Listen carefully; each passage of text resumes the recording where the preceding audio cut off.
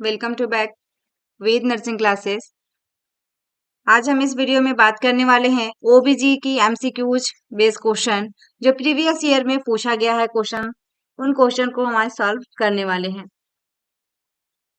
जिनका भी अभी एग्जाम रिसेंट में है, 3 जून को होने वाली है एम्स नॉर्सिट के एग्जाम।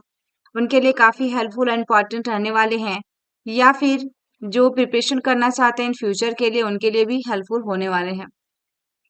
तो आइए हम स्टार्ट करते हैं।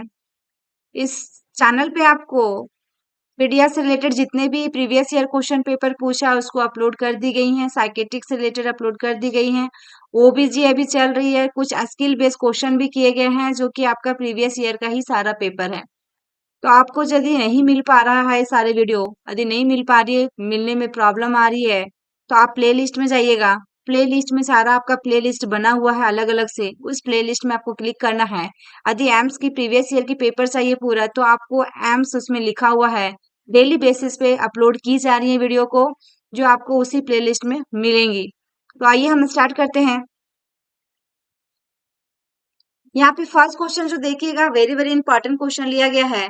Kizil exercise is done to. Kegel exercise से रिलेटेड हमेशा एग्जाम में क्वेश्चन पूछा जाता है और सभी नर्सिंग ऑफिसर एग्जाम में क्वेश्चन पूछा जाता है। ऑप्शन सी में strengthening bladder muscle stone, B option में आपके पास क्या है, promote fluid intake, and C option में क्या है आपके पास, prevent urinary infection, and D option में क्या, assist in toileting. Assist in toileting 4 option दिया गया है। Very very important question. इसमें आपका राइट आंसर क्या आएगा? Kegel exercise in done to, Kegel व्यायाम किया जाता है किसके लिए? तो यहाँ पे ऑप्शन सी आएगा, स्ट्रेंथिंग ब्लैडर मसल टोन। यानी कि Kegel exercise is usually done in the postnatal period for strengthening the किसको, pelvic floor, pelvic muscles bone होता है उसको मजबूत करने के लिए किजल एक्सरसाइज करवाई जाती है। एंड ब्लैडर मसल स्टोन दोनों को। Patient is told to empty the bladder first then to, देखिएगा, intensive tight the pelvic and gluteal muscles 5 to 10 times in a lying down postures. In 5 to 10 times, कितना बार बता रहा, 5 से 10 बार इन lying down posters. यहाँ पे देखिएगा कीगल एक्सरसाइज जो आमतौर पर देखिए प्रसवोत्तर अवधि में श्रोणि तल और मूत्राशय की मांसपेशियों के टोन को मजबूत करने के लिए किया जाता है। रोगी को पहले मूत्राशय को खाली करने के लिए कहा जाता है। यहाँ पे वही चीज दिया गया है कि पेशेंट इज टोल्ड, अब क्या कहते हैं, empty the bladder first then to intentional tight the pelvic and gluteal muscles, जो कि आपका ये क्या है, फिर लेटने की मुद्रा में 5 to 10, देखिए 5 से 10 बार जानबूझकर श्रोणि और ग्लूटियल मांसपेशियों को कसने के लिए कहा जाता है, जो कि टाइट द है ना, tight in pelvic and gluteal muscles 5 to 10 times in your lying down postures. तो वेरी वेरी इंपॉर्टेंट क्वेश्चन है डियर। किजल एक्सरसाइज से रिलेटेड हमेशा एग्जाम में क्वेश्चन पूछा जाता है, आपको इस बार भी नॉर्थ सेट में क्वेश्चन आ सकता है। और आप कहीं भी आ सकते हैं कि उसमें जो आपका ये 5 to 10 टाइम्स जो होते हैं, आपको क्या है, 5 से 10 बार क्या किया जाता है, मांसपेशियों को कसने के लिए किया जाता है मसल्स को, तो ये भी आ सकते हैं। तो राइट आंसर आपका क्या होगा, 5 to 10 टाइम्स। नेक्स्ट क्वेश्चन है, which among the following can be seen in a partial mole, seen in a partial mole, आंशिक तिल में निम्नलिखित में से किसे देखा जा सकता है? Following can be seen in a partial mole, तो यहाँ पे देखिएगा ट्राइपोलो आईडी, या फिर हेलो आईडी, या फिर आपका पोली, देखिएगा पोलीपोलो आईडी, या फिर डिप्लो आईडी। 4 ऑप्शन दिया गया डियर, 4 ऑप्शन दिया गया है। इसमें राइट आंसर आपका क्या होगा? 4 ऑप्शंस में ये जो यहाँ पे ये दिया हुआ ये नहीं आएगा, इसमें ये ऑप्शंस नहीं आएगा, इसमें यहाँ पे है आपका हैप्लो आईडी, ठीक है ना, हैप्लो आईडी। 4 ऑप्शन है, राइट आंसर इसमें क्या होगा? ऑप्शन इसमें आएगा option C, A triploid, A is correct answer. यहाँ पे देखेंगे पार्शियल, देखिएगा हाइड्रोडिफोम मोल जो होता है, जो कि अंगूर के गुच्छे की तरह, ग्रेप्स की तरह पूरा क्या रहता है, अंगूर जो गुच्छा होता है सेम वैसा ही, is a type of gestational trophoblastic disease which is characterized by its focal distribution. क्या है focal distribution? Slower देखिए transformations, the presence of any embryo or fetus and a triploid, देखिए क्रायोटाइप, क्या क्रायोटाइप, क्रायोटाइप।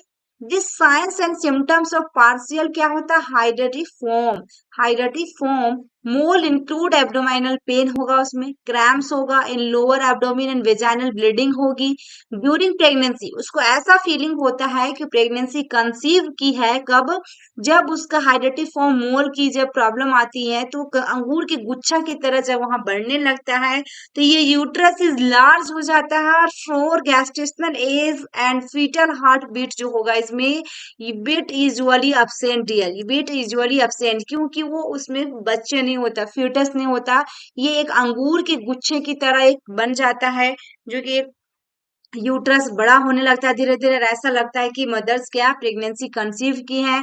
ये आपका practically मैं खुद ही देखी हूँ ऐसे पेशेंट को, मेरे जहाँ पे मैं पहले ड्यूटी करती थी प्राइवेट हॉस्पिटल में, उस जगह में ऐसे पेशेंट आई थी, उनको ऐसा फील हो रहा था कि प्रेग्नेंट है, लेकिन जब अल्ट्रासाउंड वगैरह कराया गया तो उसको पाया गया है कि हाइड्रेटिफोम मोल यानी कि अंगूर के गुच्छे की तरह वहां पे हो गया, जिसके वजह से उसका यूट्रस लार्ज हो रहा है और फ्यूटल हार्ट साउंड इसका क्या था, absent थी।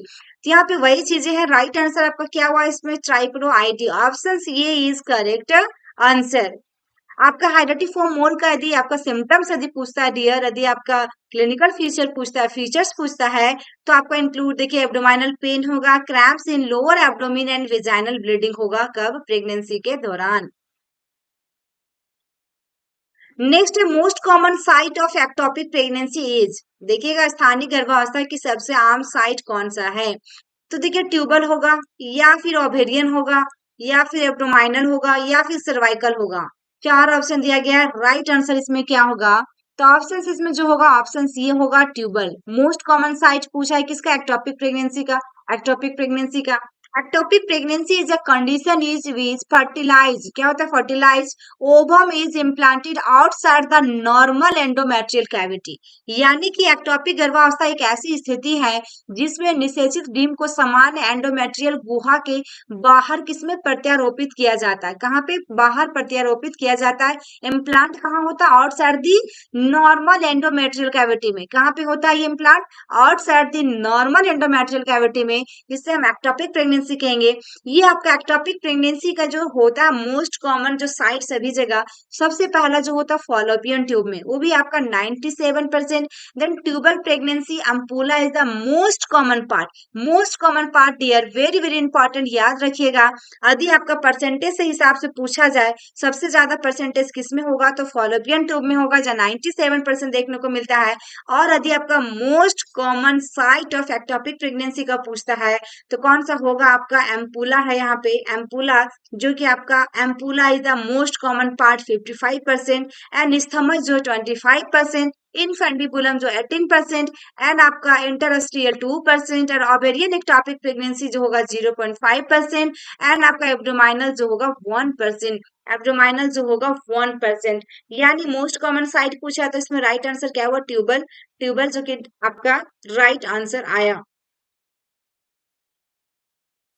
Next uterus with depression at the fundus is called, कोष पर अवसाद के साथ गर्भाशय को कहा जाता है, uterus with depression, uterus with क्या हो रहा है depression at the fundus that is called, तो क्या कहलाएगा आपका यूट्रस, देखिएगा डाइडल फेस या फिर एक्रेटेड यूट्रस या फिर देखिए सेप्टेड यूट्रस या फिर बाइकॉर्नियोट, बाइकॉर्नियोट। तो चार ऑप्शन दिया गया डियर, जो कि कोष पर अवसाद के साथ गर्भाशय को क्या कहा जाएगा, तो राइट आंसर इसमें क्या होगा, वेरी वेरी इंपॉर्टेंट क्वेश्चन है। आप लोग भी कमेंट बॉक्स में आंसर कमेंट कर सकते हैं बिना लाइव क्लास के ही, क्योंकि इतना टाइम तो आपके पास मिल जाती है, या फिर आप अपने मन में भी सोच सकते हैं कि इसका आंसर राइट क्या होगा, ताकि आपको लास्ट में ये फीलिंग होगी कि मेरा इतना आंसर राइट हुए प्रीवियस ईयर पेपर में। तो यहाँ पे राइट आंसर जो होगा डियर आपका ऑप्शन बी होगा, आर्किटेक्टा यूट्रस, क्या होगा देखिएगा arcuate uterus, B is correct answer, B इसमें राइट आंसर आया। देन नेक्स्ट यहाँ पे जो दिया गया रैशनल में देखेंगे हम लोग, आपका है an accidental uterus is characterized by a mild देखिए indentations of the endometrium at the uterine fundus, at the क्या है uterine fundus, नेक्स्ट में आपका it occurs due to failure of complete resorption of the uterovaginal septum. किसका है? Resorption of the uterovaginal septum and is the most common जो हो रहा है आपका मुलेरियन डक्ट के एनोमली के कारण। किसके वजह से? मुलेरियन डक्ट एनोमली के कारण। तो यहाँ पे देखिएगा एक धनुषाकार गर्भाशय की विशेषता गर्भाशय की फंडस में एंडोमेट्रियम के हल्के देखिएगा इंडेंटेशन से होती है। यहाँ पे वही दिया हुआ mild indentation of the endometrium at the uterine fundus या यूटेरोवेजिनल सेप्टम के पूर्ण पुनरुत्थान की विफलता के कारण होता है और यह सबसे आम मुलेरियन डक्ट विसंगति है। तो इसमें देखिएगा मुलेरियन डक्ट है, मुलेरियन डक्ट का है, तो इसमें आपका राइट आंसर क्या हुआ? ऑप्शन बी हुआ एप्लिकेटेड यूट्रस, ये चीज राइट आंसर हुआ। आपका मुलेरियन डक्ट जो आपका क्या एम्ब्रोयनिक जो होता है स्ट्रक्चर दैट डेवलप कर जाता है into the female reproductive tract.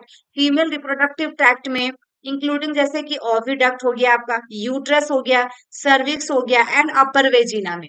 तो ये आपका मुलेरियन डक्ट एनोमली कहलाता है, जो कि आपका क्या हुआ एम्ब्रोयनिक structure that develops into the female reproductive tract, जैसे कि इंक्लूड कहाँ पे? ओविडक्ट है, यूट्रस है, सर्विक्स है एंड अपर वेजिना। देन आपका यहाँ पे राइट आंसर ऑप्शन बी हुआ। नेक्स्ट क्वेश्चन की ओर मूव करते हैं।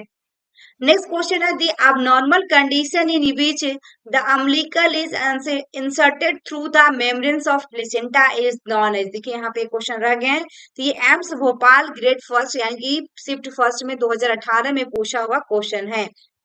The abnormal condition in which the umbilicus is inserted through the membranes of placenta is known as। तो यहाँ पे देखिएगा सचिन चूरिएट या फिर आपका बैटलडोर या फिर मार्जिनल या फिर वेलामेंटस, चार ऑप्शन दिया गया डियर। राइट आंसर इसमें क्या आएगा? राइट आंसर इसमें क्या आएगा? तो इसमें राइट आंसर ऑप्शन डी आएगा, वेलामेंटस। ड्यूरिंग प्रेगनेंसी, प्रेगनेंसी के दौरान normally the umbilical cord insert into the middle of the कहाँ पे? प्लेसेंटा का as it develop but in velamentous type the umbilical cord insert into the fetal membrane। देखिएगा कोरियो एम्ब्रेनिक membrane कौन सा है? Chorioamniotic membrane. Then travel within the membrane to the placenta, travel within the membrane to the placenta यानी गर्भावस्था के दौरान गर्भनाल क्या होता है? आमतौर पर प्लेसेंटा के बीच में प्रवेश करती है। यहाँ पे वही लिखा हुआ कि umbilical cord inserted into the middle of the placenta, किसके बीच में? प्लेसेंटा के बीच में। देन क्योंकि यह विकसित होती है, ये क्या? प्लेसेंटा डेवलप बट इन कहाँ पे? लेकिन वेलामेंटस प्रकार में। किस प्रकार में? वेलामेंटस प्रकार में। गर्भनाल भ्रूण झिल्ली जो कोरियो एम्ब्रियोनिक झिल्ली में सम्मिलित होती है और फिर झिल्ली के भीतर प्लेसेंटा तक क्या करती है? जाती है। तो इसमें आपका राइट आंसर क्या हुआ? ऑप्शन डी हुआ, वेलामेंटस। वेलामेंटस is correct answer.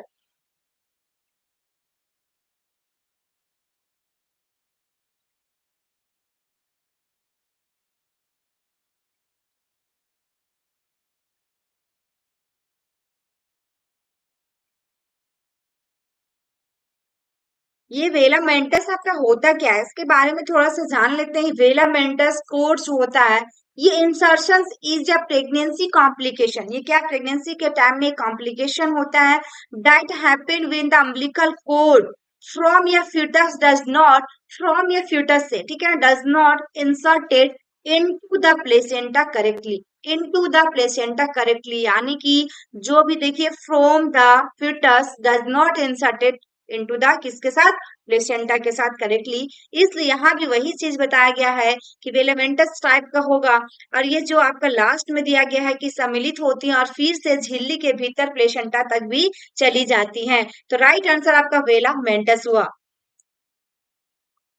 Next the placenta देखिएगा abnormalities in which the accessory lobe is developed from the activated villi on the chorionic leaf is, on the chorionic leaf is। यहाँ पे चार option दिया गया dear, इसमें right answer क्या होगा?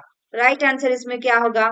देखिए प्लेसेंटल असमानांतर जिसमें कोरियोनिक लेवे पर सक्रिय विली से गौन लोब विकसित होता है। यहाँ पे activated villi on the, activated villi on the पूछा गया है, activated villi on the chorionic leave is, क्या है कोरियोनिक लीव इज।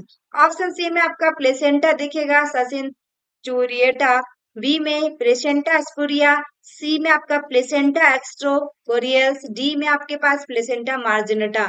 चार ऑप्शन दिया गया डियर। राइट आंसर इसमें क्या होगा? राइट आंसर इसमें क्या होगा आपका? ऑप्शन इसमें जो होगा ऑप्शन ये आएगा placenta succenturiata. Option A is correct answer, A is correct answer. ये जो होता है आपका प्लेसेंटा, देखिए सचिन चूरिएटा जो होता है आपका, ये क्या होता है? ये इसमें एक और एक से अधिक लोग होते हैं इसमें, ठीक है ना। प्लेसेंटा का और साइज ऑफ द किसमें साइटल आपका साइज जो होता है इसमें कोटिल्डोन में भी प्लेस एंड वेरिंग डिस्टेंस होता है फ्रॉम मेन प्लेसेंटा मार्जिन से। इसमें क्या होता है? वेरिंग डिस्टेंस होता है, डिस्टेंस और अलग होता है किसके साथ? मेन प्लेसेंटा जो मार्जिन होती है उसका डिस्टेंस होती है। और इसमें कोटिल्डोन जो होता है connected to main placenta with a small blood vessels. जो यहाँ पे बताए हमने कि कोटिल्डोन जो कनेक्ट हो रहा है किसके साथ में? मेन प्लेसेंटा के साथ विथ ब्लड वेसल के साथ। लेकिन जब स्मॉल पीसेस ऑफ प्लेसेंटा होंगी तो कनेक्टेड किसके साथ रहेगा? With the main placenta only by membrane without any blood vessels. जब छोटा सा जब रहेगा आपका, जब स्मॉल पीसेस ऑफ प्लेसेंटा रहेगा तो कनेक्टेड किसके साथ रहेगा? मेन प्लेसेंटा के साथ रहेगा बाय मेम्ब्रेन, लेकिन हमारा ब्लड वेसल उसके साथ नहीं रहेगा। तो दैट इज कॉल्ड, ये क्या कहलाएगा आपका? प्लेसेंटा स्पूरिया। जो ऑप्शन बी होगा कब कहलाएगा? जब स्मॉल पीसेस ऑफ प्लेसेंटा रहता है और कनेक्टेड रहता है विथ द मेन प्लेसेंटा के साथ, लेकिन without blood vessel, that is called placenta spuria. Option B होगा इसमें, जो आपका ऑप्शन यदि आएंगे आप क्वेश्चन में तो राइट आंसर बी आ जाएगा। अब हम बात करते हैं प्लेसेंटा जो आपका दिया हुआ ऑप्शन सी में, प्लेसेंटा एक्स्ट्रा कोरियल्स, प्लेसेंटा एक्स्ट्रा कोरियल्स की बात में, इस जो होता है टू टाइप्स में बांटा गया डियर। कौन कौन सा है आपका? ये आपका सर्कुमुलेटिव प्लेसेंटा, एक आपका सर्कुमुलेटिव प्लेसेंटा, सर्कमलेटिव प्लेसेंटा, देन इसका प्लेसेंटा मार्जिनेटा और प्लेसेंटा मेम्ब्रेन्स। यहाँ पे तीन ऑप्शन है जिसको आपको बांटा गया दो कंडीशन में, जिसमें प्लेसेंटा मार्जिनेटा और प्लेसेंटा मेम्ब्रेनस, जो कि आपका प्लेसेंटा यहाँ पे मार्जिनेटा यहाँ पे दिया गया ऑप्शन डी में। अब प्लेसेंटा मार्जिनेटा क्या होता है इसके बारे में थोड़ा सा जान लेते हैं। ये जो होता है फाइब्रोस रिंग होता है, is a present at the margin of किसका? Chorionic plate, chorionic plate where the fetal vessels appear to terminate, appear to terminate. ये आपका चारों को चारों ऑप्शंस हो गए हैं, जिसमें से राइट आंसर इसमें आया कि आपको एबनॉर्मल पूछा गया है। Accessory lobe is developed from the activated villi, activated villi the chorionic laeve, that is आपका option C is correct answer. Next आपका है the placenta abnormalities in which the thin fibrous ring is present at the margin of the chorionic plate where the fetal vessels appear to terminate। अभी just मैंने बताया terminate वाला कि margin जब होगा appear क्या करेगा? टर्मिनेट हो जाएगा। तो किस में आएगा आपका? सरकुम देखिएगा, यही है सरकम वेलेट प्लेसेंटा या प्लेसेंटा मेम्ब्रेन का, या फिर प्लेसेंटा मार्जिनटा, या फिर प्लेसेंटा स्पूरिया। तो हमने यहाँ पे देखा कि क्या राइट आंसर क्या होगा इसमें? राइट आंसर क्या होगा इसमें चार ऑप्शंस में? अभी थोड़ा सा इसमें जान लेते हैं सरकम, जो यहाँ पे देख पा रहे सरकम वैलेट प्लेसेंटा के बारे में, सरकम वैलेट प्लेसेंटा के बारे में। ये जो प्लेसेंटा होता है इसको डिवाइड किया जाता है central depress zone surrounding by किसके साथ? Thickness, thickness white ring which is usually complete.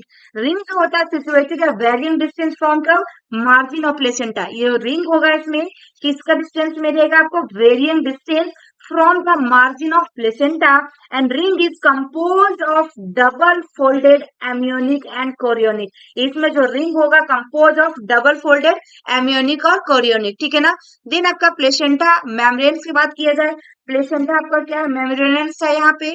तो इसमें आपका क्या होगा? प्लेसेंटा मेम्ब्रेन्स में आपका क्या होगा कि प्लेसेंटा जो होता है लार्ज एंड थिन होता है। इसमें जो प्लेसेंटा होगी लार्ज एंड थिन होगा and develop not only from chorionic आपका frondosum but also from chorionic laeve. इसमें क्या है आपका कि प्लेसेंटा लार्ज एंड थिन होगा, दोनों चीज होगा। और इसमें develop not only from chorionic आपका फ्रंडोस्पर्म, फ्रंडोस्पर्म बट इसमें आल्सो फ्रॉम कोरियोनिक लीव तो the wall of ovum is covered by placenta. Wall जो होगा ऑफ ओवम का कवर किसमें करेगा, किससे कवर करेगा, प्लेसेंटा के द्वारा। देन प्लेसेंटा मार्जिनिटा में भी जस्ट हम लोग ने देखा कि इसमें जो होगा fetal vessels appear to terminate. Then उसके बाद प्लेसेंटा स्पूरियम अभी जस्ट में थोड़ी देर बाद पहले बताई, जस्ट पहले वाली वीडियो में, कि स्मॉल पीसेस रहेगा प्लेसेंटा का connected with the placenta, लेकिन हमारा विदाउट क्या रहेगा, blood vessel, that is called placenta spuria.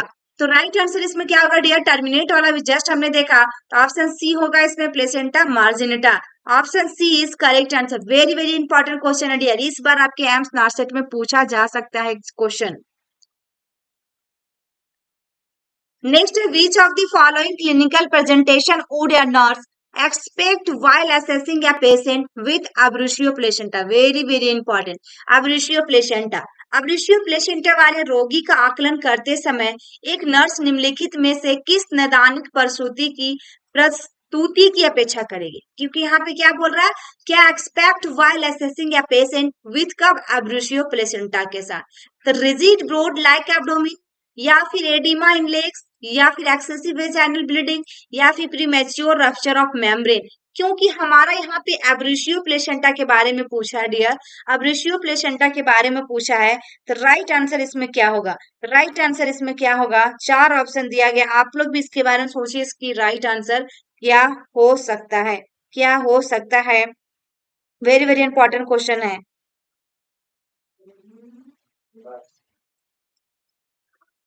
तो यहाँ पे देखेंगे इसका राइट आंसर ऑप्शन सी हो रहा है, हमारा वेजाइनल से क्या हो रहा है, एक्सेसिव ब्लीडिंग हो रही है, एक्सेसिव वेजाइनल ब्लीडिंग होगा। यहाँ पे placenta abruption is the premature separation of normally located placenta from the uterine wall. कहाँ से, from the uterine wall, occurs before delivery of the fetus, before delivery of the fetus, characterized by the excessive vaginal bleeding. यानी कि बच्चे की delivery से पहले आपको बहुत ही ज्यादा क्या होगा, जिस महिला ने आपके पास डिलीवरी के लिए आई है, वेजाइनल डिलीवरी होगी, यूट्राइन टेंडरनेस होगा, रैपिड कॉन्ट्रेक्शन होगा, देन एब्डोमिनल पेन होगा, एंड फीटल हार्ट रेट अब नॉर्मल हो जाएगा। फीटल हार्ट रेट भी आपको क्या होगा, बिल्कुल अच्छे से पता नहीं चलेगा, बच्चे का धड़कन भी सही से पता नहीं चलेगा। यहाँ पे देखिएगा प्लेसेंटल आभूषण गर्भाशय की दीवार से सामान्य रूप से स्थित प्लेसेंटा का समय से पहले अलग होना है। तो अत्यधिक योनि से रक्तस्राव, गर्भाशय की कोमलता, तेजी से संकुचन, पेट में दर्द और भ्रूण की हृदय गति सामान्य की विशेषताएं हो जाती हैं। तो ये आपका प्लेसेंटा अब्रेशन की बात हुआ, जिसमें से राइट आंसर हुआ एक्सेसिव वेजाइनल ब्लीडिंग। यदि आपका ऑप्शंस में रहता कि रैपिड कंस्ट्रक्शन से ये सब भी आ सकता था, जो कि ये सारे आपको सिम्टम्स ध्यान रखना है कि क्या क्या होगा। Next, abortion during second trimester of pregnancy mainly occur due to गर्भावस्था की दूसरी तिमाही के दौरान गर्भपात मुख्य रूप से निम्न कारणों से होता है। किन कारण से होता है सेकेंड ट्राइमेस्टर में, फर्स्ट सेकेंड थर्ड ट्राइमेस्टर तीन ट्राइमेस्टर होते हैं, हमारा 4 एएनसी चेकअप होता है, लेकिन इसमें ट्राइमेस्टर से रिलेटेड पूछा सेकेंड ट्राइमेस्टर, तो आपका मेनली अकर ड्यू टू किसके कारण, कंजेनाइटल एनोमलीज ऑफ फीटस के कारण, हार्मोनल डेफिशिएंसी इन मदर के कारण, या फिर कंजेनाइटल एनोमलीज ऑफ यूट्रस, या फिर माल न्यूट्रिशन के कारण। चार ऑप्शन दिया गया डियर, किस अवस्था में सेकेंड ट्राइमेस्टर में आपका अबॉर्शन होने की चांसेस बढ़ जाती है। Very very important question and tricky question है डियर। राइट आंसर इसमें ऑप्शन सी होगा, congenital anomalies of the fetus. यदि न्यूरल ट्यूब डिफेक्ट की प्रॉब्लम है, आयरन फोलिक एसिड की कमी हो गई है, या फिर किसी कारणवश उनका बच्चा का कंजेनाइटल प्रॉब्लम है, तो उसमें सबसे ज्यादा चांसेस होती हैं। तो ऑप्शन सी होगा करेक्ट आंसर। इसमें क्या होता है, अल्ट्रासोनोग्राफी कराने के बाद यदि पता भी चल जाता है तो उसमें बाद में अबॉर्ट करवा दिया जाता है। तो राइट आंसर इसमें क्या हुआ, option C. Next, which of the following is the method of termination of pregnancy in the second trimester? In the second trimester, यहाँ पे 13 to 20 वीक्स, 13 to 20 वीक्स। देखिए यहाँ पे पूछा गया which of the following is the method of termination of pregnancy? दूसरी तिमाही में गर्भपात की विधि निम्नलिखित में से कौन सी है? तो ऑक्सीटोसिन इन्फ्यूजन, या फिर देखिएगा मेथोट्रेक्स्ड, या फिर वैक्यूम एस्पायरेशन, या फिर मिफिप्रोस्टोन। चार ऑप्शन दिया गया डियर, चार ऑप्शन दिया गया है। इसमें आपका राइट आंसर क्या आएगा, इसमें आपका राइट आंसर क्या आएगा?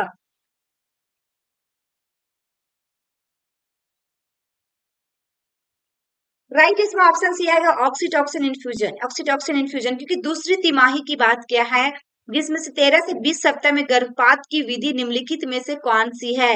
तो ऑक्सीटोसिन इन्फ्यूजन, यानी कि oxytocin intravenous infusion is the most successful method होता है टर्मिनेट प्रेगनेंसी को टर्मिनेट करने के लिए। इन कब? सेकेंड ट्राइमेस्टर में। कब? सेकेंड ट्राइमेस्टर में।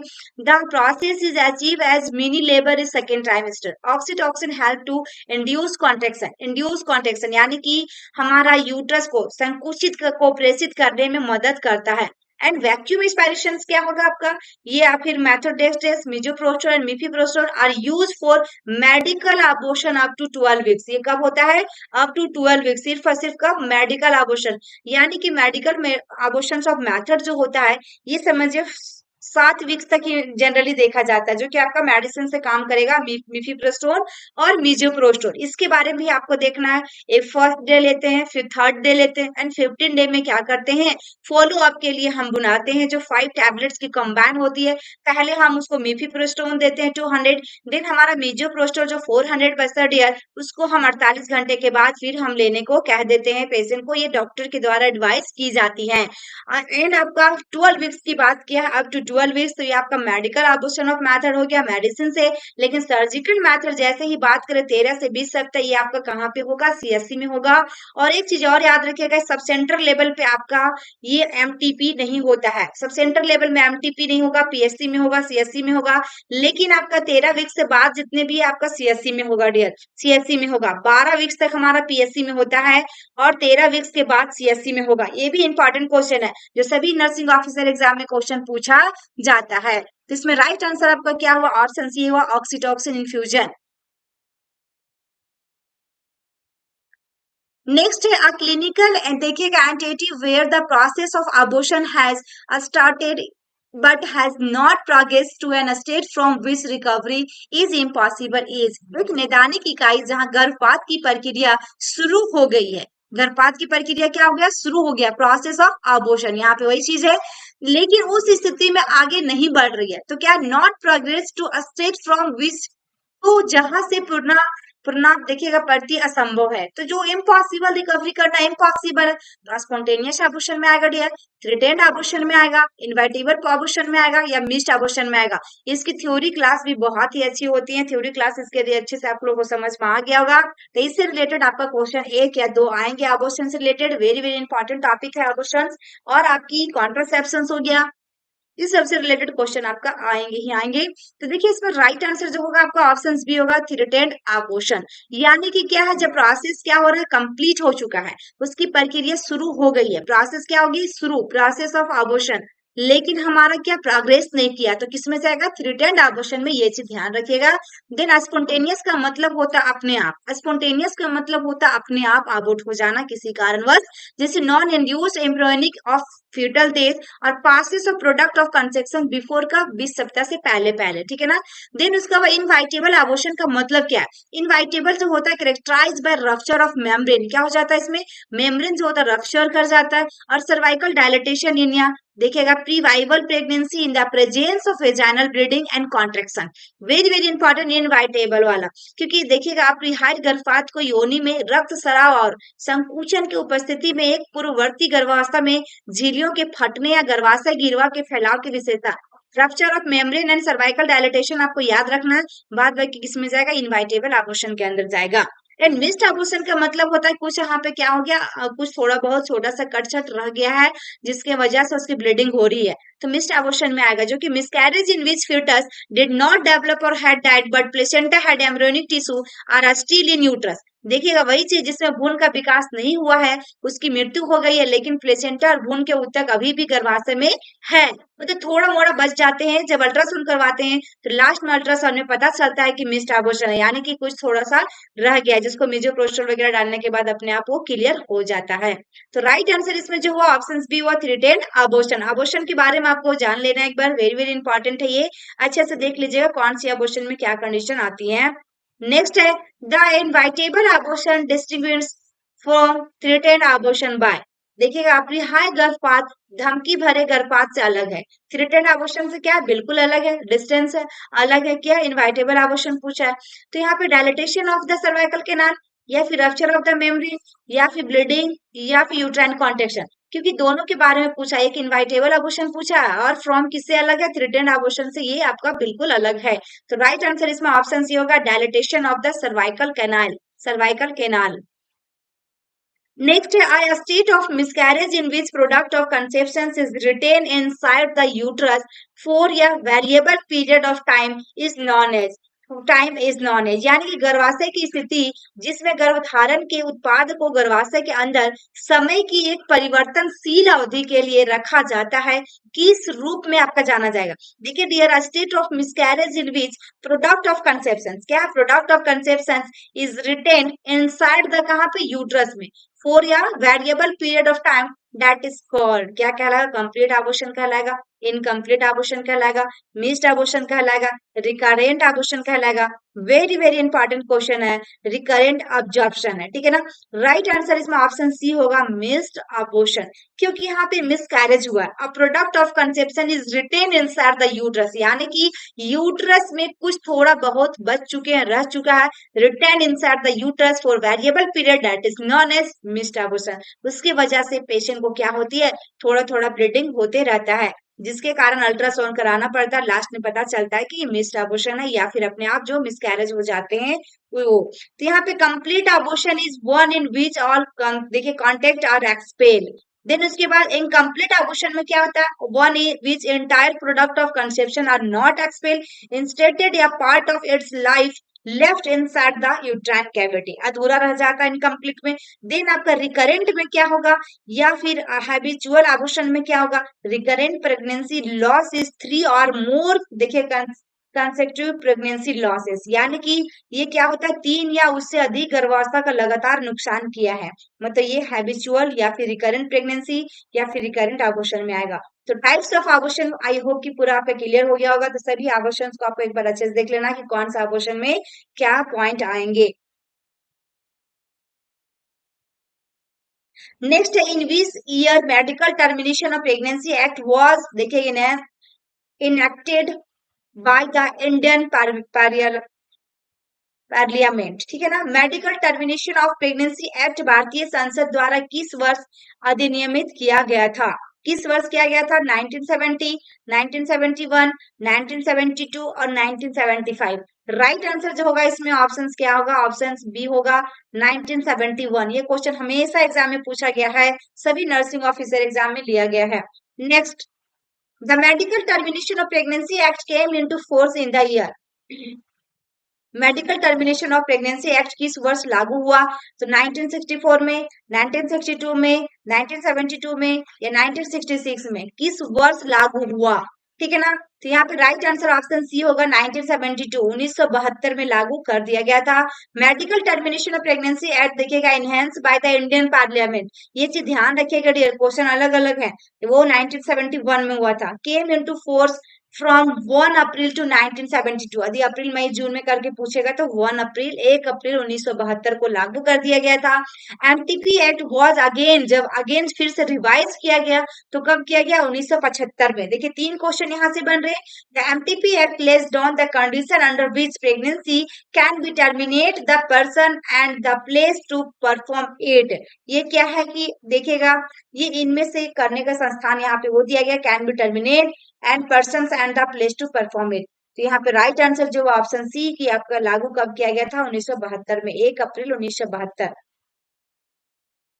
नेक्स्ट है, couple with one child had been trying without success for several years to have another child. The following turn would describe the situation. एक बच्चे के साथ एक दंपति दूसरे बच्चे के लिए कई वर्षों से असफल प्रयास कर रहा था, निम्नलिखित शब्द स्थिति का वर्णन करेंगे। प्राइमरी इनफर्टिलिटी हो सकता है, सेकेंडरी इनफर्टिलिटी हो सकता है, इवर्सिबल इनफर्टिलिटी हो सकता है या फिर स्टेरिलिटी हो सकता है। 4 ऑप्शन दिया गया डियर, राइट आंसर इसमें क्या होगा, ऑप्शन बी होगा सेकेंडरी इनफर्टिलिटी। सेकेंडरी इनफर्टिलिटी क्योंकि उसके पास ऑलरेडी एक बच्चा है लेकिन सेकेंड बेबी के लिए वो मतलब अपना ट्राई कर रहा है, तो राइट आंसर इसमें secondary infertility. Next, absolute inability to देखिए कंसीव फॉर वन और मोर रीजन इन प्लेस, एक या एक से अधिक कारणों से गर्भ धारण करने में पूर्ण असमता का अर्थ है, क्या है, अस्टिलिटी कहलाएगा, फर्टिलिटी कहलाएगा, इनफर्टिलिटी कहलाएगा, इम्पोर्टेंस कहलाएगा। चार ऑप्शन दिया गया डियर, चार ऑप्शन दिया गया है। राइट आंसर इसमें ऑप्शन सी होगा, इनफर्टिलिटी। इनफर्टिलिटी का मतलब क्या, इज द इन, देखिएगा, inability to conceive more one और मोर रीजंस के कारण, एक और एक से अधिक कारण क्या होता है, इनफर्टिलिटी होता है। स्टेरिलिटी मीन्स क्या होगा, asepsis free from microorganisms. Then fertility क्या होता है आपका, मीन्स पोटेंशियल फॉर रिप्रोडक्शन। देखिए अलग अलग सब चीजें डियर। स्टेरिलिटी को बोलते हैं, स्टेरिलिटी में आपको समझना है कि बिल्कुल ही माइक्रो ऑर्गेनिज्म से क्या है, फ्री है, मुक्त है, और इसमें क्या है, आसेप्सिस की वजह से हो रहा है। फर्टिलिटी को बोलेगा तो इसका मतलब पोटेंशियल फॉर रिप्रोडक्शन की वजह से, प्रजनन की क्षमता की वजह से। ये नेक्स्ट इम्पोर्टेंस का मतलब हो रहा है inability to sustain an erection sufficient for sexual intercourse, यानी कि इसमें नपुंसकता का अर्थ है संभोग के पर्याप्त इरेक्शंस के बनाए रखने में असमर्थता हो रहा, असमर्थ हो रहा है, तो इसमें इंपोर्टेंस आएगा। तो चार ऑप्शन दिया गया था, चारों को यहाँ डिस्क्राइब कर दिया गया, वेरी वेरी इंपॉर्टेंट है, ये क्वेश्चन आपके एग्जाम में एक पूछ सकता है इस बार। नेक्स्ट है the index for finding effectiveness of contraception is, यहाँ पे देखिएगा index of for finding effectiveness of contraception is, गर्भ निरोधक की प्रभावशीलता खोजने के लिए सूचकांक है। तो पियर होगा, या फिर क्वाड्रियल होगा, या फिर लॉरेंस होगा, या फिर ब्रोका होगा। राइट आंसर इसमें ऑप्शन सी होगा, पियर्ड। यहाँ पे contraceptive efficacy was measured by the Pearl index. Pearl index measures the number of, देखिए, pregnancy that occurs for each contraceptive method if used to 100 women for 1 year। 100 women for 1 year, एक साल में 100 महिलाएं, whereas women year is defined as the 13 menstruation cycle। यानी कि गर्भ निरोधक प्रवाहकर्ता का पल इंडेक्स द्वारा मापा जाता है, किससे मापा जाता है, देखिएगा पियर्ड इंडेक्स के द्वारा मापा जाता है। देन पर इंडेक्स प्रत्येक गर्भ निरोधक विधि के लिए होने वाली गर्भधारण की संख्या को मापता है। यदि एक वर्ष के लिए 100 महिलाओं द्वारा उपयोग किया जाता है, जहां एक महिला वर्ष को 13 मासिक धर्म चक्र के रूप में परिभाषित किया गया है। तो राइट आंसर इसमें क्या हुआ, ऑप्शन सी हुआ, पीरियड, क्योंकि यहाँ पे क्या किया है, द इंडेक्स फॉर फाइंडिंग करना आपको इफेक्टिवनेस ऑफ कॉन्ट्रासेप्शन कौन सा होगा जो सबसे ज्यादा प्रभावशील होगा। Next, identify the natural method of contraception among the following, निम्नलिखित में से गर्भ निरोधक की प्राकृतिक विधि की पहचान करें। नेचुरल मेथड पूछा है, रिदम मेथड होगा, फाइटस इंटरप्ट होगा, ब्रेस्ट फीडिंग होगा, या ऑल ऑफ दी एबव होगा। राइट आंसर इसमें ऑप्शन डी होगा, डी इज करेक्ट आंसर। ये सारे के सारे क्या है, नेचुरल मेथड ऑफ कॉन्ट्रासेप्शन है। देखिएगा natural contraception method, temporary method जो होता है इंक्लूड कंडोम होगा, इंट्रायूट्राइन डिवाइस होगा, एस्ट्रॉइडल कॉन्ट्रासेप्शन होगा। लेकिन परमानेंट मेथड की बात किया जाए, वेसेक्टोमी होगा इन मेल में, और ट्यूबेक्टोमी किसमें, फीमेल में। ये आपका सर्जिकल की जाती है, सर्जरी की जाती है, और परमानेंट की जाती है। तो very very important question, natural पूछता है आपका, सर्जिकल पूछता है, या फिर परमानेंट पूछेगा, और टेम्परेरी पूछेगा। जो आपका कॉन्ट्रासेप्शन का मेथड जो होता है, टू ही टाइप्स के होते हैं, कौन कौन से होते हैं, टेम्परेरी और परमानेंट मेथड। टेम्परेरी में आपका सारे यूज जो किया जाता है, पिल्स वगैरह, आईयूडी हो गया, कंडोम हो गया, बैरर मेथड, ये सबको हमारा इसमें आएगा टेम्पोररी में। देन परमानेंट में आपका वेसेक्टोमी या ट्यूबेक्टोमी आएगा। वेसेक्टोमी हमारा मेल में होगा, और ट्यूबेक्टोमी हमारा फीमेल में होगा। नेक्स्ट है mini lap is a procedure related to, देखिए contraception is very very important topic, क्योंकि आपके एग्जाम में क्वेश्चन पूछा जाएगा। मिनी लैप संबंधित प्रक्रिया है, फैमिली प्लानिंग है, सर्वाइकल कैंसर है, सिजेरियन सी सेक्शन है, या नॉर्मल लेबर है। चार ऑप्शन दिया गया डियर, इसमें राइट आंसर क्या होगा, ऑप्शन सी आएगा, फैमिली प्लानिंग। क्योंकि mini lap is a procedure related to family planning, किससे रिलेटेड है, फैमिली प्लानिंग से। जो 21 हमेशा प्रत्येक 21 तारीख को क्या की जाती है, फैमिली प्लानिंग मनाया जाता है, जो कि इन दिस ओपीडी बेसिस होता है। ट्यूबेक्टोमी विल बी परफॉर्म, यहाँ पे क्या है कि इसमें ओपीडी के आधार पर नसबंदी की जाएगी, ओपीडी के आधार पे जब फैमिली प्लानिंग यहाँ पे की जाती है। मिनी लैब इस procedure related to, mini lab जो होता है ये आपका ओपीडी के आधार पर नसबंदी की जाएंगी, ठीक है ना। तो राइट आंसर इसमें ऑप्शन सी हुआ। Next, identify the emergency contraceptive among the following, निम्नलिखित में से आपातकालीन गर्भ निरोधक की पहचान करें। तो देखिएगा प्रोस्टाग्लैंडिन, या फिर प्रोजेस्टेरोन ओनली, या फिर माला डी, या फिर लेवोनोर्जेस्ट्रोन। चार ऑप्शन दिया गया है, चार ऑप्शन दिया गया है। राइट आंसर इसमें ऑप्शन डी होगा, levonorgestrel. Option D is correct answer, D इसमें आएगा।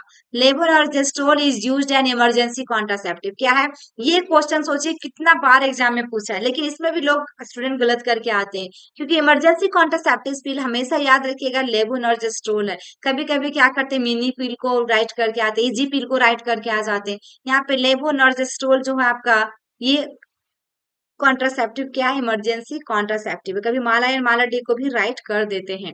तो इसमें आपका जिसको श्योर रहता है वो तो राइट करके आते हैं, बाद में कि तुक्का मारने वाले को थोड़ा कंफ्यूजन होता है, तो ये ध्यान रखिएगा। हार्मोनल नॉन हार्मोनल जो होता है कौन कौन से हैं आपका, उसे भी आपको एक बार देख लेना है। नेक्स्ट देखिए, which of the following is a non surgical method of contraception. निम्न में से कौन सा गर्भ निरोधक की गैर सर्जिकल विधि है? Vasectomy, tubectomy, copper T, tuber ligation. क्योंकि नॉन सर्जिकल की बात किया, नॉन सर्जिकल मेथड कौन सा होगा? राइट आंसर इसमें ऑप्शन सी होगा, कॉपर टी। बाद बाकी वेसेक्टोमी ट्यूबेक्टोमी तो कराएंगे ही सर्जरी के द्वारा, ट्यूबर लाइगेशन भी। एंड कॉपर टी जो करते हैं हमारा, उसमें एक फिक्स होता है 5 साल, 10 साल, 3 साल। अब 5 ईयर और 10 ईयर्स के आ गए हैं जो कि उसको इंसर्ट किया जाता है आईयूडी, ठीक है ना, copper T. Next, exclusive breast feeding can be contraceptive method for या पीरियड ऑफ। केवल स्तनपान कराने की अवधि के लिए गर्भ निरोधक विधि हो सकती है। कितने दिन तक कराएंगे जो कि उसको कॉन्ट्रासेप्शन का काम करेगा ब्रेस्ट फीडिंग के दौरान? 6 मंथ, 1 मंथ, 6 मंथ, 6 मंथ तक या 9 मंथ तक। तो राइट आंसर इसमें क्या होगा? ऑप्शन 6 मंथ होगा। क्या होगा आपका? 6 मंथ होगा, यानी कि 6 मंथ तक। Option C is correct answer. 6 महीना तक क्या होता है, वो यदि ब्रेस्ट फीड लगातार करवा रही है तो 90% फीमेल में क्या होता है, पीरियड्स नहीं आती है, मेंस्ट्रुअल साइकिल की प्रॉब्लम नहीं आती है, वो क्या होता है, कॉन्ट्रासेप्शन मेथड चलता रहता है 6 महीना तक एटलीस्ट। नेक्स्ट है copper T 380, the number 380 represents. देखिएगा, कॉपर टी 380 संख्या 380 को क्या दर्शाती है? ड्यूरेशन ऑफ डिवाइस, या फिर सरफेस एरिया जो होता है कॉपर का, या फिर आपका can be used for 380 intercourse, या फिर this device was discovered by 380 persons. Right answer जो होगा इसमें ऑप्शन बी होगा, surface area of copper. Next देखिएगा, which IUD needs to be replace 1 year after 10 years. कौन सा इंट्रायूट्राइन डिवाइस है जो 10 साल के बाद क्या निकाल दिया जाता है? तो कॉपर T200, या फिर प्रोजेस्टेरोन, या फिर कॉपर T380A, या फिर टी नोवा टी। 4 ऑप्शन दिया गया है, जिसमें से राइट आंसर ऑप्शन सी होगा, कॉपर T380A को 10 साल के लिए लगाया जाता है और उसके बाद क्या किया, आफ्टर 10 ईयर्स लिखा है तो उसको रिमूव कर दिया जाता है। आईयूडी टू रिप्लेस इन, देखिए कॉपर T200 4 ईयर्स में पहले ये होता था, चलता था। कॉपर T380 ये 10 ईयर्स के लिए अभी जो ज्यादातर यूज की जा रही है। मल्टी डोट कॉपर टी जो 250 होगा 3 ईयर्स के लिए। देन मल्टी डोट 375 है 5 साल के, ये 5 साल और 10 साल वाले सबसे ज्यादा भी चल रहे हैं, 5 साल और 10 साल वाले। फिर आपका लेवोनोर्जेस्टोर इंट्रायूट्राइन सिस्टम में 7 ईयर्स के लिए। तो ये आपका इसमें से कोई भी एक क्वेश्चन आएगा तो देखिए सभी ईयर्स को यहाँ पे दे दिया गया कितने साल तक के लिए लगाया जाता है। Next, oral contraceptive pill need to be started on. Oral contraceptive pill very very important question है डियर। कब हम स्टार्ट करते हैं ओरल कॉन्ट्रासेप्टिव पिल? इसमें जब तुक्का मारेंगे तो इसमें सबसे ज्यादा लोग लिखते हैं 5 डे ऑफ मेंस्ट्रुएशन। ज्यादातर स्टूडेंट की यही राइट आंसर होती है। ओरल कॉन्ट्रासेप्टिव पिल जो हमारा स्टार्ट किया जाता है, ऑप्शन सी होगा फर्स्ट डे ऑफ मेंस्ट्रुएशन, यानी कि पीरियड्स के पहला दिन से ही वो ओरल कॉन्ट्रासेप्टिव पिल ले सकती हैं। Next, after determining that is pregnant client is Rh negative, उसका क्या Rh factor negative, gynaecologist order and indirect Coombs test. Indirect Coombs test, what is the purpose of performing this test in a pregnant client? In a pregnant client, यहाँ पे देखा जाए ये question जो पूछा गया ये एमएससी नर्सिंग में भी लिया गया डियर। एंड आपके देखिए निर्धारित करने के बाद कि एक गर्भवती ग्राहक आरएस नकारात्मक है, स्त्री रोग विशेषज्ञ एक अप्रत्यक्ष कुंभोज परीक्षण का आदेश करती हैं। क्या करती हैं? इनडायरेक्ट कुंभोज टेस्ट के लिए क्या बोलती हैं, ऑर्डर करती हैं। उनको बताया जा रहा है गर्भवती ग्राहक में इस परीक्षण के को करने का उद्देश्य क्या है? Determine the fetal blood RS factor, या फिर determine the maternal blood RS factor के लिए, या फिर डिटेक्ट मैटरनल एंटीबॉडीज अगेंस्ट किसके against? Fetal RS negative factor, या फिर डिटेक्ट क्या करेगा? Maternal antibodies against fetal RS positive factor. 4 option दिया गया है। इनडायरेक्ट कुंभोज टेस्ट क्यों कराया जाएगा? क्यों कराया जाएगा? तो राइट आंसर इसमें जो होगा ऑप्शन डी होगा कि डिटेक्टेड मैटरनल एंटीबॉडीज अगेंस्ट किसके? Fetal RS positive factor. यानी कि pregnant women gets prenatal antibody screening with indirect Kumo test. Indirect Kumo test, it tests the mother's blood to see if there are anti-D antibodies. क्या anti-D antibodies that could pass to and harm the unborn baby? Harm the unborn baby. Then women who are RSD negative with a positive anti-D antibody, a screening test are considered RS allow immunize. यानी कि गर्भवती महिला में देखिएगा यहाँ पे दिया गया है इनडायरेक्ट कॉम्बोज टेस्ट के साथ प्रीनेटल एंटीबॉडी स्क्रीनिंग मिलती है। प्रीनेटल एंटीबॉडी का स्क्रीनिंग मिलती है, यह देखने के लिए कि माँ के रक्त का परीक्षण करता है कि और डी एंटीबॉडी है जो कि उसके आज जन्मे बच्चे, मतलब वो बच्चा बर्थ नहीं हुआ अनबॉर्न बेबी है, में जा सकती है और उसे नुकसान पहुंचा सकती है। तो सकारात्मक एंटी एंटीबॉडी स्क्रीनिंग टेस्ट वाली RSD नेगेटिव महिलाओं को RS देखिएगा, एनमो यहाँ पे लिखा हुआ RS क्या है, डी नेगेटिव, और आपका screening test consider RS allo immunize, यहाँ पे एलो इम्यूनाइज माना जाता है। तो इसलिए यहाँ पे क्या करना है, इस चीज को डिटेक्ट करने के लिए टेस्ट करवाती है ताकि डिटेक्ट मैटरनल एंटीबॉडीज अगेंस्ट किसके अगेंस्ट है, fetal RS positive factor.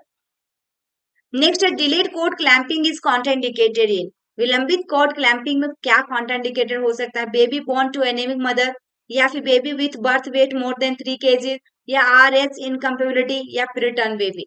Right answer इसमें ऑप्शन सी होगा, RH incompatibility is the contraindication for delayed cord clamping in order to prevent, क्या करता है, antibody transfer from mother to fetus. यानी कि RH जब नॉर्मल रहेगा तो यहाँ पे क्या लिखा गया है कि RS कंपेबिलिटी रहेगा तो विलंबित कार्ड क्लैंपिंग के लिए कॉन्ट्राइंडिकेशन हो सकता है। मां से भ्रूण में एंटीबॉडी के हस्तांतरण को रोकने के लिए क्या किया जाता है, RS असंगता विलंबित कॉर्ड क्लैंपिंग के लिए कॉन्ट्राइंडिकेशन होता है। तो राइट आंसर इसमें क्या हुआ, option C. Next, which of the following is the reason for the development of hydrominus in women with gestational diabetes? With gestational diabetes, very important question है। देखिएगा, गर्भवती मधुमेह से पीड़ित महिला में हाइड्रोमिनस के विकास का कारण निम्नलिखित में से कौन सा है? तो देखिए, हाइपरप्लेजिया ऑफ ब्लड वेसल, या फीटल डायरेसिस, या फिर absence of surrounding reflex in fetus, या फिर इंक्रीज देखिएगा ट्रांसड्यूशन। तो यहाँ पे 4 ऑप्शन दिया गया है। राइट आंसर क्या होगा, ऑप्शन बी होगा, फीटल डायूरेसिस। क्योंकि यहाँ पे देखिए हाइड्रोमिनस और पॉलीहाइड्रोमिनस जो होता है, इन ये medical condition describing an excess of amniotic fluid in the कहाँ पे amniotic sac. In most cases, exact causes cannot be identified. Some of the maternal causes include क्या होगा, कार्डिक प्रॉब्लम हो सकता है, किडनी प्रॉब्लम हो सकता है, मैटरनल डायबिटीज मेलाइटिस। यानी कि हाइड्रोमिनस और पॉलीहाइड्रोमिनस एक चिकित्सा स्थिति है जो एमनियोटिक थैली में एमनियोटिक दर की अधिकता का वर्णन करती है। ज्यादातर मामलों में देखा जाता है तो सटीक कारण की पहचान नहीं की जा सकती है। कुछ मृत्यु कारकों में जैसे कि हृदय संबंधी समस्याएं में जब होंगी तो, या फिर किडनी प्रॉब्लम है उसको पहले से, या फिर डायबिटीज की प्रॉब्लम है। तो यहाँ पे gestational diabetes causes fetal hyperglycaemia and resulting polyuria. क्या हो रहा है, रिजल्ट क्या मिल रहा है उसको, पोलीयूरिया, जिसमें फीटल डायूरेसिस होगा। गर्भकालीन मधुमेह भ्रूण के हाइपरग्लाइसेमिया और परिणामी पोलीयूरिया का कारण बनता है, मतलब कि भ्रूण डायूरेसिस का कारण बनता है। तो इसमें राइट आंसर क्या हुआ, फीटल डायूरेसिस, क्योंकि यहाँ पे आपका पूछ दिया है गैस्ट्रेशनल डायबिटीज के बारे में दे दिया है। और टाइप्स ऑफ डायबिटीज की बात करें, टाइप 1, टाइप 2 और टाइप 3 होता है गैस्ट्रेशनल डायबिटीज, जो कि आपका प्रेगनेंसी से पहले उसको, उस महिला को कोई भी शुगर की लक्षण नहीं थी और ना ही उसकी बॉडी में किसी भी तरह का ब्लड में क्या था, शुगर नहीं था, शुगर बढ़ा हुआ नहीं था। लेकिन प्रेगनेंसी जैसे कंसीव की, उसका जो डायबिटीज है, उसका शुगर जो है बढ़ गया और उसका शुगर की प्रॉब्लम आ गई, तो ये आपका गैस्ट्रेशनल डायबिटीज होगा। यानी कि इसका हिस्ट्री क्या होगा, प्रेगनेंसी के बाद की, प्रेगनेंसी के बाद उसका शुगर लेवल बढ़ा हुआ है। इसलिए इसमें राइट आंसर क्या हुआ आपका, ऑप्शन बी हुआ, fetal diabetes. Next, maternity nurse must be aware that a screening for diabetes mellitus in pregnancy is done at, यहाँ पे देखा जाए कि प्रसूति परिचारिका को पता होना चाहिए कि गर्भावस्था में मधुमेह की जांच निम्न स्थानों पे की जाती है, निम्न स्थानों पे की जाती है। 16 to 17 वीक्स में, 18 to 23 वीक्स में, या फिर 24 to 28 वीक्स में, या फिर आपके पास है दिया हुआ 29 to 32 वीक्स में। स्क्रीनिंग फॉर डायबिटीज मेलाइटिस के लिए अभी जो कर दिया डियर, बहुत कम ही कर दिया है, उसमें आपको कर लेना है 8 से 12 सप्ताह के बीच में। यहाँ पे सी ऑप्शन दिया गया है 24 to 28 वीक्स, यानी कि maternity nurse must be aware that screening for diabetes mellitus in pregnancy is done, मतलब 24 से 28 सप्ताह में पहले की जाती थी, लेकिन अब जो हो रहा है गैस्ट्रेशनल डायबिटीज की प्रॉब्लम ज्यादा आ रही है, जिसकी वजह से 8 से 12 सप्ताह के अंदर अंदर हम डायबिटीज, गैस्ट्रेशनल डायबिटीज के लिए स्क्रीनिंग कर ले रहे हैं प्रेगनेंट मदर के लिए। जब भी एएनसी में आती है, फर्स्ट एएनसी चेकअप में, या फिर अब तो कर दिया कि एज सुन एज पॉसिबल, जैसे है टीडी का इंजेक्शन दे दिया जा रहा है, यानी कि टेटनस, आपका डिप्थेरिया का इंजेक्शन दे दी जा रही है first dose, then after 4 month, after 4 week, sorry, एक महीना के बाद सेकेंड डोज पड़ रही है टीटी का, ठीक है ना। टीडी हमारे यहाँ टीडी पड़ रहा है, पर टेटनस टोक्सोइड, टेटनस डिप्थेरिया और टेटनस टोक्साइड भी कहीं कहीं स्टेट में किसी स्टेट में भी हो रहे हैं, लेकिन हमारे स्टेट में आपका टीडी कर दिया गया है, जो कि टेटनस डिप्थेरिया। डिप्थेरिया इसलिए क्योंकि उसमें थोड़ी सी मात्रा में डिप्थेरिया दी गई है। यहाँ पे देखिएगा ऐसे यहाँ पे इंजेक्शन का नाम लिखा रहता है, टी कैपिटल में, डी आपका स्मॉल्स में, जो कि डिप्थेरिया बहुत ही कम मात्रा में, जिससे हमारा मदर्स एंड फीटस को डिप्थेरिया से भी क्या करेगा, बचाएगा, इसलिए यहाँ पे मिक्स करके दिया जा रहा है। यहाँ पे देखिएगा option C is right answer है, क्योंकि यहाँ पे गैस्ट्रेशनल डायबिटीज की बात कर रहे थे, कब टेस्ट करना आपको, कब 24 से 28 सप्ताह, लेकिन अब 8 से 12 सप्ताह के बीच में आपको क्या करना है, इसका टेस्ट कर लेना है, इसका स्क्रीनिंग कर लेना है। यहाँ पे देखिए guidelines of American diabetes association state that formal diabetes testing should be done at 24 to 28 weeks. किसके गाइडलाइन में, अमेरिकन डायबिटीज एसोसिएशन के, ठीक है ना। स्टैंडर्ड ग्लूकोज टॉलरेंस टेस्ट जब की जाती है, done after the overnight, done after the overnight fasting 8 to 14 hours, यानी कि जब मानक ग्लूकोज टॉलरेंस टेस्ट मतलब कब जीटीटी जो होगा, ग्लूकोज टॉलरेंस टेस्ट, रात भर उपवास रहते हैं, तो उसके बाद क्या 8 से 14 घंटा के बाद ही फास्टिंग टेस्ट करना होगा, क्योंकि ओवरनाइट पूरा रात में खाना खाने के बाद सोने के बाद क्या होगा, उसकी फास्टिंग टेस्ट कराने से ज्यादा अच्छा पता चलता है कि सच में उसकी शुगर लेवल उनकी ब्लड में बढ़ा है या फिर नहीं। ये थी हमारी आज की वीडियो, जो कि लास्ट क्वेश्चन था, ये वेरी वेरी इंपॉर्टेंट क्वेश्चन लिए गए थे ओबीजी से रिलेटेड, और अभी एक पार्ट और होंगे ओबीजी से रिलेटेड आपका, जो कि आपका नेक्स्ट डे मिल जाएंगी वीडियो। एंड आई होप कि मेरी वीडियो आपको अच्छी लगी हो, लाइक कीजिएगा, शेयर कीजिएगा, एंड अपने फ्रेंड सर्कल में शेयर जरूर कर दीजिएगा डियर, एंड कमेंट करना ना भूलें, आप एक बार कमेंट जरूर करें कि आपको मेरी वीडियो कैसी लगी, एंड आपको किस टाइप पे टॉपिक पे वीडियोस चाहिए, या फिर क्या अभी भी कंफ्यूजन है एम्स नॉर्सिट